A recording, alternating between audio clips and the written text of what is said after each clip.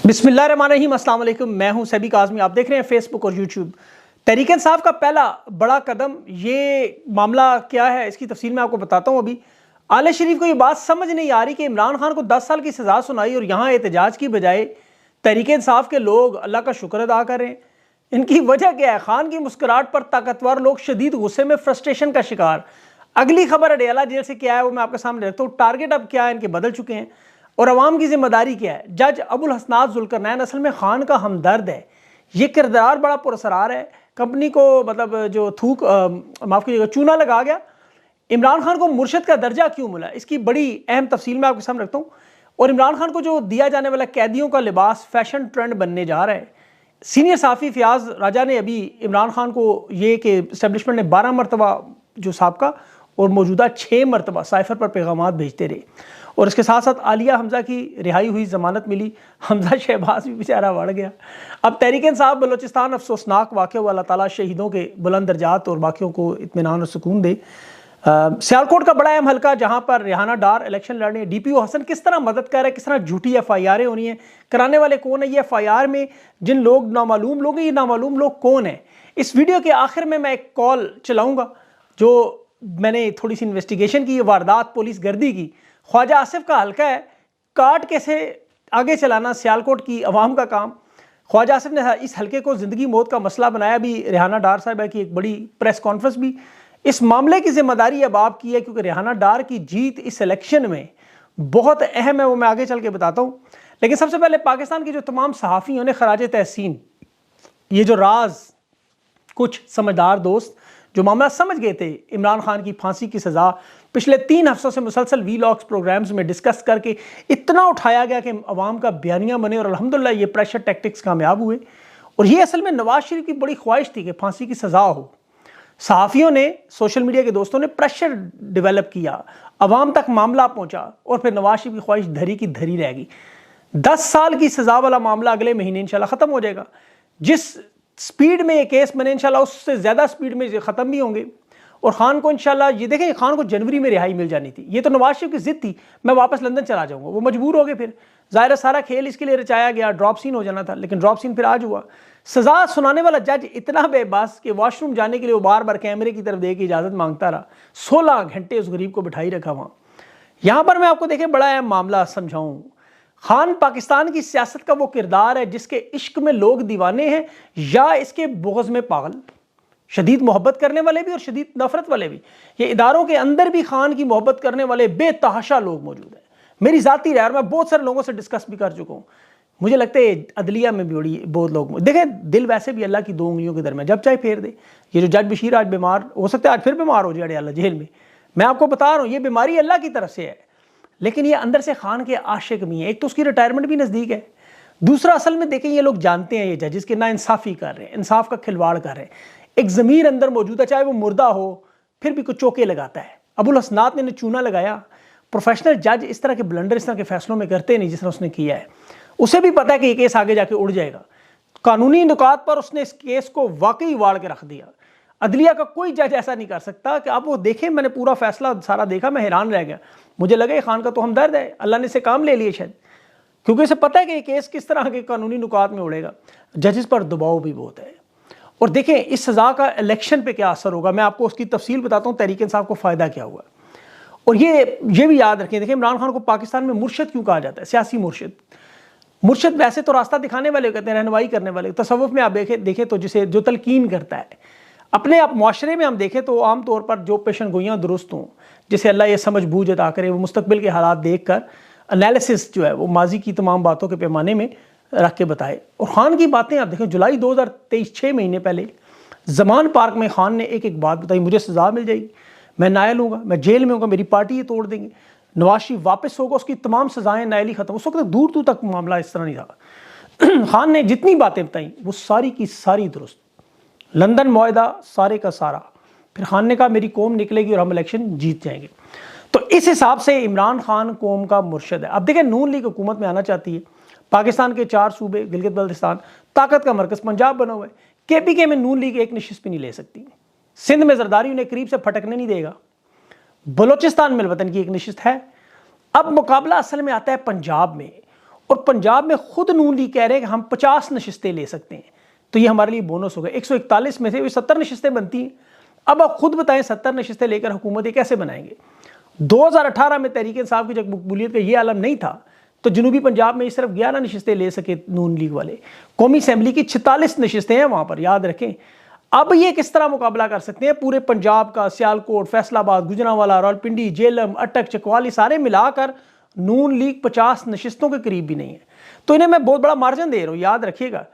ये भी इस तरह की सारी ताकत इनके पास है। डब्बे ये ले जाए, पोलिंग स्टेशन उठा के ले जाए, लोग सारे अंधे अल्लाह ना करे हो जाए, नजर ना आ रहा हो वोट कहाँ जा रहा है, किसको पड़ रहा है, नादरा को कंट्रोल कर लें और ये सारे के सारे जेली बैलेट पेपर छाप दें। इस हिसाब से ठप्पे लगाएं अंदर बैठ के, तो भी पंजाब में अब देखें इनकी जो वैल्यू है। अब जिस तरह मैं आपको तहरीक इंसाफ का अगर बताऊं कि एक हफ्ते में, ये 28 तारीख को लोधरा से लेकर ननकाना साहब, गुजरां तक की सारी कौमी असम्बली की नशिस्तों को, सूबाई असम्बली की 2 नशिस्तें और बाकी तकरीबन 9 नशिस्तें हैं, वो वहाँ लोग तहरीक इंसाफ के हक में दस्तबरदार हो रहे हैं। और उसकी वजह मकबूलियत, और आज की सज़ा के बाद ये डबल हो गया। यही वजह, अब आलिया हमजा की रिहाई हुई, हमजा शहबाज तो गरीब ऐसे ही मारा जाएगा। अब ये लोग कोशिश क्या कर रहे हैं इन तमाम मामला को दबाने की? अडयाला जेल से वारदात, खान की एक सादा सी मुस्कुराहट है, इनकी नींदें उड़ जाती हैं।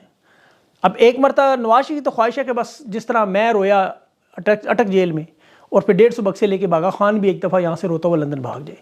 बस अब ये रह गया, खान ऐसा करता नहीं। आपको पता है अडयाला जेल में तोशा खाना केस चल रहा है और उसमें आपने कल शहबाज को सर आबिद ज़ुबैरी साहब के साथ मेरा वो तोशा खाना का पूरा केस सुना, जिस तरह जिरा नहीं करने दी गई वारदात तोशा खाना रेफरेंस में। अडयाला जेल में जज मोहम्मद बशीर सुन रहा है वहाँ पे मामला। अडयाला की बहुत बड़ी भारी नफरी वहाँ है, लेकिन तबीयत उसकी सुबह बड़ी डामाडोल थी, मुझे लगता है बीमार हो जाएगा।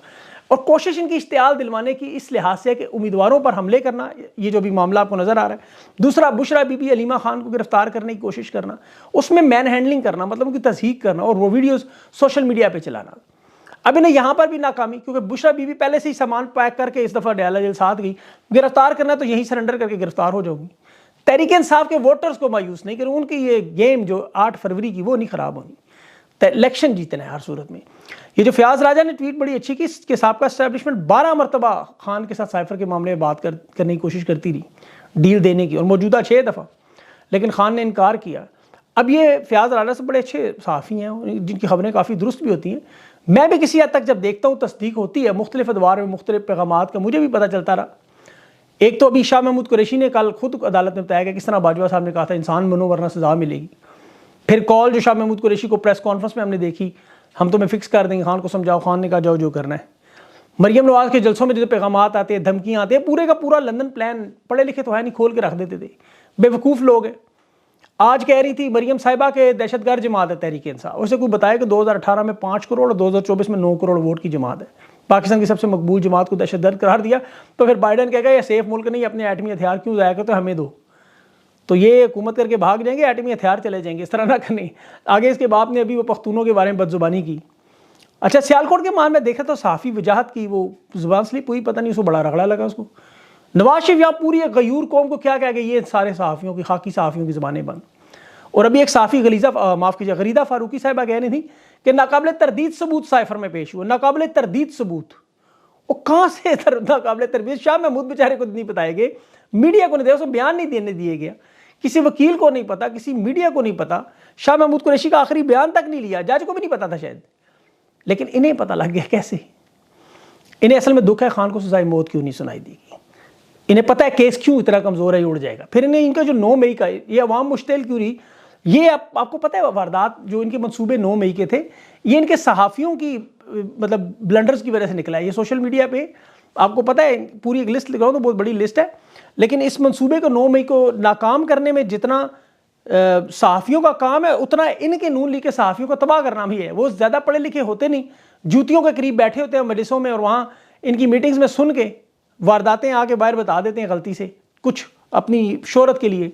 वो सारा मंसूबा 9 मई का पार्ट 2 इन्हें पता चला, इन्होंने सारा वो हसन अयूब और एक और है इनके साथ, उसका नाम नहीं मुझे, वो बोल पड़े सारा कि जी 9 मई पार्ट 2 ऐसे होगा। वो लोग समझ गए, अवाम समझ गई, उसके बाद मामला अल्हम्दुलिल्लाह उलट गया।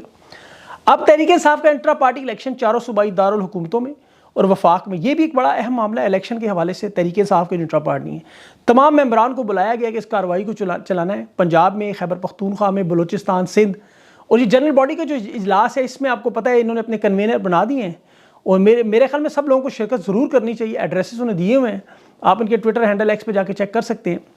और ये बड़ा अहम मामला है को इंट्रा पार्टी इलेक्शन से पीटीआई की जो आपको पता है जो असल मामला तो वो ठीक हो जाएगा। एक तरफ तो खान इनकी आपको पता है नींदें उड़ा रहा है मतलब मुस्कुरा के, तो दूसरी तरफ कौम के नौजवान अब कैदियों के लिबास को फैशन बनाएंगे। मैं आपको अभी खबर दे रहा हूँ, ये बहुत बड़ा बिजनेस बनेगा जिसने भी शुरू किया कि आपको पता है जूं ही कपड़े खान को मिलेंगे एक झलक तो मिल जाएगी, तस्वीर जेल से आ जाएगी, मिल जाएंगे, हमारे पास भी पहुँच जाएंगे, तो लोग मेरे ख्याल में अब कैदियों के कपड़े पहन के 8 फरवरी को जाके वोट डालेंगे। ये फैशन का आइडिया है बहुत बड़ा, हो सकता है मैं भी एक आधा कुर्ता सिलवा लूँ, बैठा हूँ आपके सामने यही पहन, क्योंकि ये चलेगा आगे। अब सियालकोट में रेहाना डार साहिबा, इंतखाबी मुहिम, आज उनकी प्रेस कॉन्फ्रेंस थी, वहाँ पे वो कह रही हैं डीपीओ जो है हसन वो मदद कर रहा है, झूठी एफआईआरें कर रहा है, इनके 14 हमायतियों पर अभी झूठी एफआईआर, जिसके घर वो कहते हैं हम इलेक्शन करवाने जाते हैं, कैंपेन चलाते हैं, उसे घर जाकर उठा लेते हैं उसको। इन्होंने अभी एक एफआईआर करवाई, बड़ी इंटरेस्टिंग एफआईआर, वो मेरे पास आई, सियालकोट के एक रिहायशी के नाम से, जिसका नाम पता तो मैं यहाँ नहीं ले सकता, अलबत्ता एफआईआर का नंबर लिखा है 1409456। ये चल रही होगी KW29 से, ई टैग भी है उसका। अब इस गरीब बंदे को जिसके नाम से इन्होंने एफआईआर करी कि 90,000 रुपये की डकैती मारी इन 14 लोगों ने, और ये 14 रेहाना डार साहिबा की इंतखाबी मुहिम चला रहे हैं। अब नून लीग के रहनुमा जाते हैं जेल में, इन्हें कहते हैं हम आपको छुड़वा लेंगे अगर आप हमारी हमायत करें और इनकी हमायत छोड़ दें।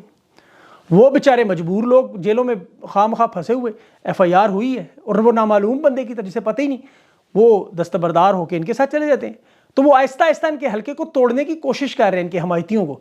आज उन्होंने बड़ी गरजदार रेहाना डार साहिबा ने प्रेस कॉन्फ्रेंस भी की, लेकिन ये उसका सबूत है कि किस तरह जो एफआईआरें होती है, माजी में एफआईआरें अरशद शरीफ पर भी हुई, इमरान रियाज पर भी हुई, इमरान खान पर जो मुकदमात बनते रहे कि जी मैं टीवी देख रहा था, मुझे ये खबर बड़ी बुरी लगी, मैं ये असल में लोग मौजूद ही नहीं है जिनके नाम पे एफआईआर हो, उन लोगों को पता ही नहीं होता, उनके आईडी कार्ड नादरा से या किसी तरीके से मिलते हैं, वो लिख के उसके नाम से एफआईआर डाल देते हैं। जब वो अदालत में जाते हैं बंदा कहता है मुझे तो पता ही नहीं। अब चूंकि कानून है नहीं, बदकिस्मती से लॉलेस कंट्री हो चुका है बिल्कुल, तो इस वजह से मामला चल सकते हैं। अब ये कॉल सुने इस बंदे से मैंने बात की, ये और मजे की बात है ये नून लीग का सपोर्टर है और उसको ये भी नहीं पता इस हल्के में उम्मीदवार कौन है, और उस बेचारे को ये भी नहीं पता था कि ये इसके नाम की एक एफआईआर दर्ज हुई है, 90,000 इसके साथ कोई डकैती हुई है, वो उसको पता ही कुछ नहीं था। वो बेचारा कब एफआईआर की कॉपी भी मांग रहा था कि मुझे दे दें, मैं जाके पूछूं उससे। तो ये एफआईआर, ये आप कॉल सुने, इसके बाद मुझे इजाज़त दें, अपना ख्याल रखें, अल्लाह हाफिज़। सिकंदर साहब बोल रहे हैं? जी जी। सिकंदर साहब कैसे हैं आप? ठीक ठाक खैरियत से हैं? शुक्र अल्लाह पाक का, ठीक ठाक माशाल्लाह माशाल्लाह। सिकंदर साहब आप इधर जो सियालकोट से हैं या आप लाहौर से हैं? सियालकोट से सर। कौन सी जमात आपको जीतती हुई नजर आ रही है या कौन सा रहनुमा आगे जा रहा है? ये लोगों की जाती राय है, गलत सही का इसमें कोई वो नहीं। वैसे तो इधर ज्यादा शेर की हो रहा है, ज्यादा नहीं सियालकोट है। सियालकोट। अच्छा सियालकोट है। तो सियालकोट में कौन कौन से उम्मीदवार इलेक्शन इस वक्त लड़ रहे हैं, अगर आपको नाम पता हो तो?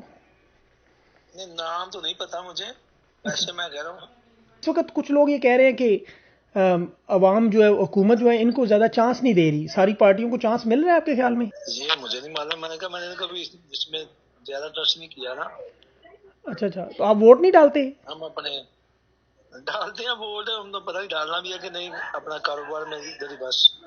अच्छा तो अभी होते हैं कारोबार में। अच्छा अच्छा, तो अभी आपके साथ कोई डकैती चोरी का मामला भी हुआ है? नहीं मेरा तो नहीं, आपकी कोई एफआईआर ऐसी नहीं आई कि अभी जो आपके साथ 90,000 रुपया किसी ने छीन लिया है? आपके नाम से एफआईआर भी दर्ज हुई है, हमारे रिकॉर्ड में है सियालकोट में। किस चीज की? ये अभी आपके नाम से इन्होंने, आपका नाम यूनुस वल्द, पता चार चटियां, मकान मल्ला करीमपुर, सियालकोट, यही है ना? जी जी। तो ये आपका शनाख्ती कार्ड नंबर भी इस पे है 34600, और इसमें इन्होंने आपके नाम से एफआईआर दर्ज की है कि आप जा रहे थे अपने दोस्त शेख जमान के साथ और वहाँ पे दवाई लेने के लिए बैंक फला के पास, तो वहाँ पे आपके साथ तकरीबन 13-14 लोग थे, उन्होंने आपसे 90,000 रुपया छीन लिया। नहीं मेरे से तो कोई भी नहीं है, मैंने तो कराई कोई नहीं। अच्छा, तो आपका नाम से है ना? जी जी। तो ये इन्होंने आपके नाम से वैसे ही पुलिस ने डाल दी है एफआईआर, मतलब ना। कौन से थाने? ये है जी थाना कोतवाली, जिला सियालकोट, ई टैग नंबर भी है उसका, और वकूए की तारीख 28 जनवरी है। पुलिस ने एफआईआर डाली है और इसमें उन्होंने पता नहीं दी है, मुझे तो पता नहीं है। अच्छा, आपको पता ही नहीं है? नहीं, मुझे नहीं पता। अच्छा, इन्होंने ये इनमें से किसी लोगों को आप जानते हैं? मियाँ सरमत को, अली शम्स को, रिजवान भट्ट को, चौधरी अल्ताफ को, मियाँ एजाज, नहीं बाऊ नहीं सगीर? नहीं सर, नहीं सर, मैं नहीं जानता। ये अब मेरे ख्याल में आप फौरन जाके रब्ता करें, क्योंकि इन लोगों ने आपके नाम से ना, ये जो खून के लोग हैं, इन्होंने आपके नाम से एक एफआईआर दर्ज करवा दी कि आपका 90,000 रुपया इन्होंने छीन लिया, और एफआईआर कर दी इन 10 लोगों पे। मुझे भी हंसी आ रही है मैं पता यकीन। करता हाँ, ये पता करें। मैं पता करता हाँ, मैं पता करता हूँ सर।